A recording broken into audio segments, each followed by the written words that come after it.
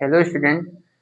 आज का हमारा टॉपिक है परागकण क्या है, परागकण कितने प्रकार के होते हैं, उसी के बारे में हम अच्छे से जानेंगे। ठीक है, तो पहला क्या है हमारा परागण। परागण क्या होता है कि जब परागकणों को वर्तिका तक पहुंचाने की प्रक्रिया को परागण कहते हैं। कैसे? पहले हम इसकी परिभाषा लेंगे परागण क्या है, फिर हम आपको इसको समझाएंगे। परागण ये बोलता है कि जो परागकण होता है, ये छोटे छोटे परागकण होते हैं, तो वर्तिका तक किसके बराबर पहुंचाता है? वर्तिका तक पहुंचाने की प्रक्रिया को क्या बोलते हैं? परागण कहते हैं। ठीक है, ये परागकण है, परागकणों को वर्तिका तक पहुंचाने की प्रक्रिया को परागण कहते हैं। ठीक है, सिंपल सा है कि जो परागकण होते हैं, परागकणों को वर्तिका तक पहुंचाने की प्रक्रिया को परागण कहते हैं। तो हम इसकी पहले परिभाषा देखते हैं। ठीक है,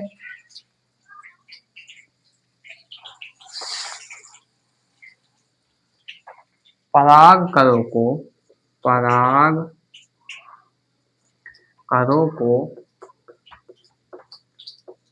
वर्तिका तक पहुंचाने की प्रक्रिया को वर्तिका तक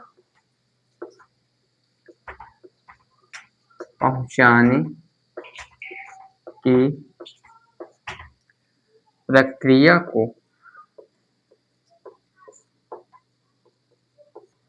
परागण कहते हैं। ठीक है,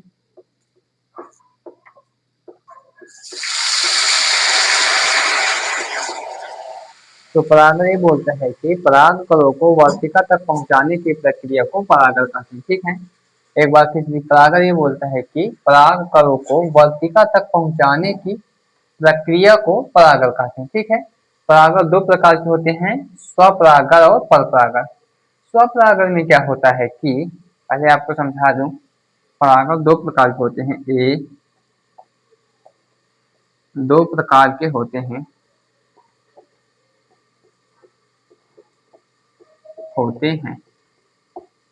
पहला हम किसके बारे में जानेंगे? पहला है स्वपरागण। स्वपरागण और दूसरा क्या है? परपरागण।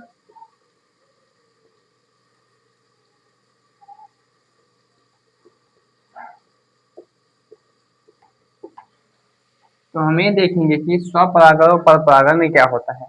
स्वपरागण में क्या होता है कि परागकण और वर्तिका एक ही पुष्प में होते हैं। ठीक है, अलग अलग पुष्पों में नहीं होता। और परपरागण में क्या होता है कि परागकण और वर्तिका दोनों अलग अलग पुष्प में होती है। जैसे कि स्वपरागण में क्या होता है, गुड़हल का जो पुष्प होता है उसमें एक ही पुष्प में नर और मादा दोनों होते हैं, यानी कि स्वपरागण और परपरागण क्या होता है? दोनों होता है। और परपरागण में क्या होता है कि इसमें क्या होता है कि पराग एक ही पुष्प में दोनों भाग नहीं होते। ठीक है, अलग अलग पुष्पों में होते हैं। तो हम स्वपरागण और परपरागण को क्या करेंगे, अंतर के माध्यम से पढ़ेंगे, ताकि अंतर भी हो जाए और दोनों को आप अच्छे से समझ लीजिए। ठीक है, तो चलिए आगे चलते हैं।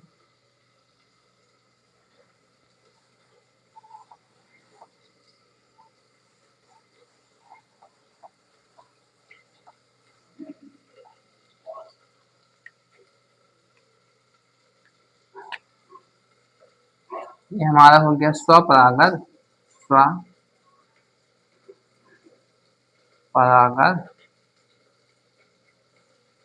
और ये हो गया परपरागण।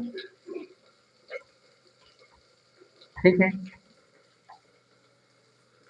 अंतर के माध्यम से समझेंगे कि दोनों को अच्छे से आप समझ लीजिएगा और अंतर भी हो जाएगा, दोनों काम एक साथ हो जाएगा। ठीक है, चलिए देखते हैं।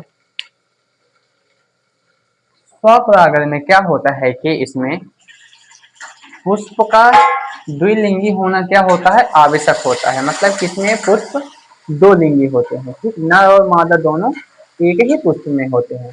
तो लिखिए क्या, इसमें पुष्प का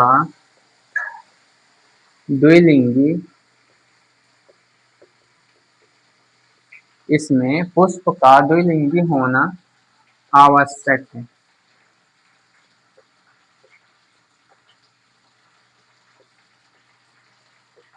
मतलब कि स्वपरागण में क्या होता है कि इसमें पुष्प दो लिंगी ही होगा, एक लिंगी नहीं हो सकता, ठीक है। और परपरागण में क्या होता है कि इसमें पुष्प एक लिंगी और दो लिंगी दोनों हो सकते हैं। तो इसमें पुष्प एक लिंगी और दो लिंगी दोनों हो सकते हैं, दोनों हो सकते हैं। मतलब कि परपरागण में क्या होता है कि इसमें पुष्प एक लिंगी भी हो सकते हैं और दो लिंगी भी हो सकते हैं, ठीक है। फिर दूसरा कि देखते हैं क्या अगला अंतर क्या है। स्वपरागण में क्या होता है, इसमें नर और मादा दोनों भागों को एक साथ परिपक्व होना क्या होता है, आवश्यक होता है, ठीक है। तो लिखेंगे इसमें नर एवं मादा दोनों का एक साथ परिपक्व होना होना आवश्यक है,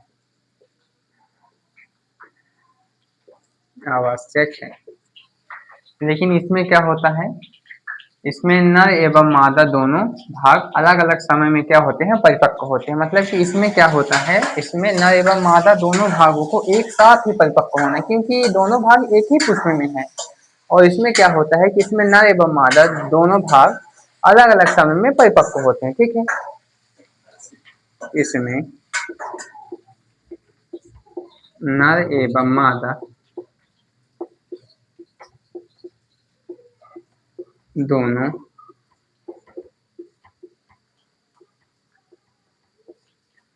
अलग अलग समय में परिपक्व होता है,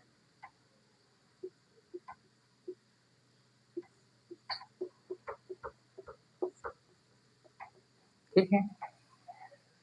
इसके बाद क्या होता है,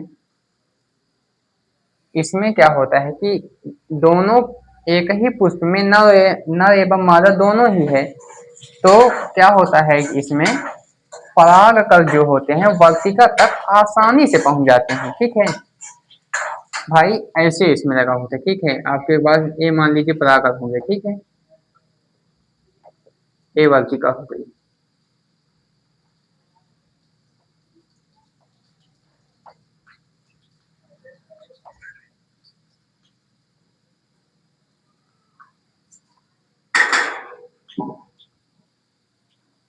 ठीक है, फिलहाल ये वर्तिका हो गई। तो इसमें नर और एवं मादा दोनों एक ही पुष्प में हैं, तो ये वर्तिका तक क्या हो आसानी से पहुंच जाएंगे, कोई दिक्कत नहीं होगी, ठीक है। इसमें तो इसमें लिखेंगे इसमें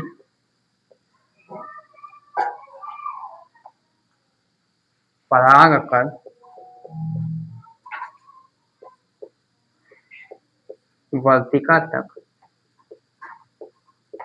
वर्तिका तक आसानी से पहुंच जाएगा, आसानी से पहुंच जाएगा, ठीक है।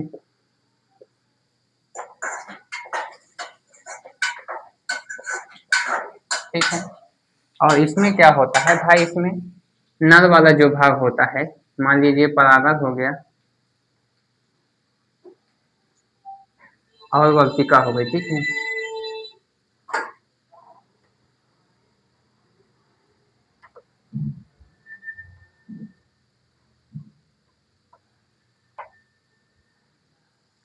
ये जो वर्तिका हो गई, तो परागण दूसरे पुष्प में है और वर्तिका दूसरे पुष्प में है, तो जिसके कारण इसमें पराग कणों को वर्तिका तक आसानी से नहीं पहुंचाया जा सकता, ठीक है।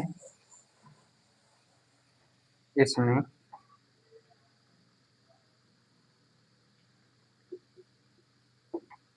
परागकण आसानी से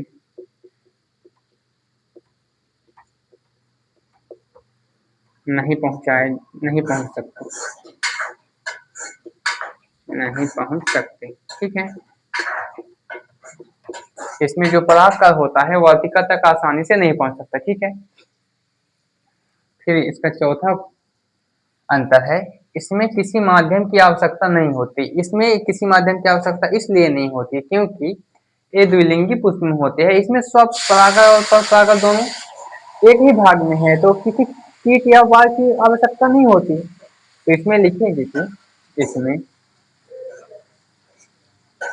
बाह्य माध्यम कीट की आवश्यकता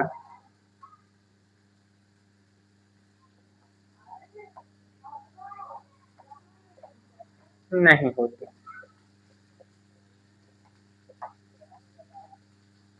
ठीक, लेकिन इसमें क्या होता है कि इसमें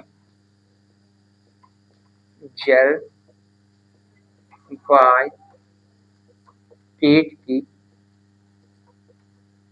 आवश्यकता होती है, आवश्यकता होती है। ठीक है, कहने का मतलब माध्यम यह है कि इसमें नर एवं मादा भाग दोनों एक ही पुष्प में होते हैं, तो इसके कारण किसी परागण की आवश्यकता, किसी कीट की आवश्यकता नहीं पड़ती परागण को पहुंचाने के लिए। लेकिन इसमें क्या होता है कि परागण दूसरे पुष्प में है और वर्तिका दूसरे पुष्प में है, जिसके कारण परागण को वर्तिका तक पहुंचाने के लिए किसी कीट की आवश्यकता होती है। ठीक है, आप इसके स्क्रीनशॉट देखिए, फिर मैं आगे बताऊंगा। हो गया, चलिए आगे देखिए।